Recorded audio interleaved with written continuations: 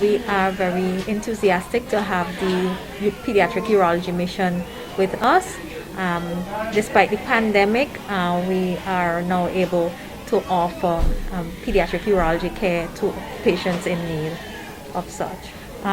In the clinic, we saw 22 patients, and for the surgical week, we have done 7 cases.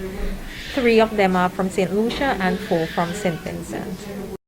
To be back, to see some familiar faces and take care of patients that we'd seen before. Some surgeries are complex and require more than one operation, so finishing up things that we'd started to make patients happy. We've seen some smiles on some faces while we've been here this year. Well, I think it's a challenge to know exactly how surgeries turned out. Locally, people from other islands, it's tough to get in contact with them and see exactly how they're doing. We did some telehealth and were able to figure out via Zoom how to examine some patients and things like that, but I think there are some patients that we probably still need to follow up with that can't travel because of quarantine issues and the COVID issues. So hopefully that will change next year. This is my second trip. I've probably worked with him for about 5 years. I came 2 years ago for the first time. Amazing. I'm so happy to be back. It is the most lovely country with both the people and the architecture, the landscaping, everything's lovely. And the food.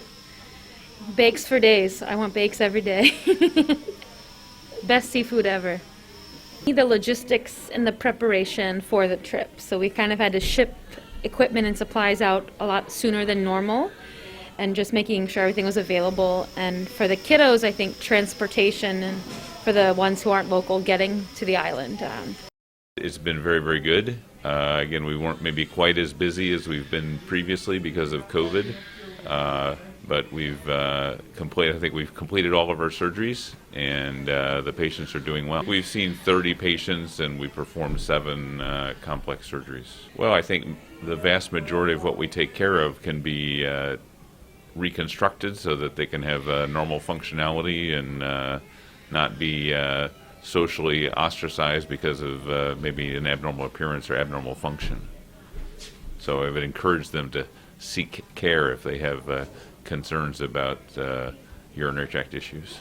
Well, it's the surgical management of kidney, bladder, and genital concerns, so like undescended testicles or deformations of the genitalia that boys are born with.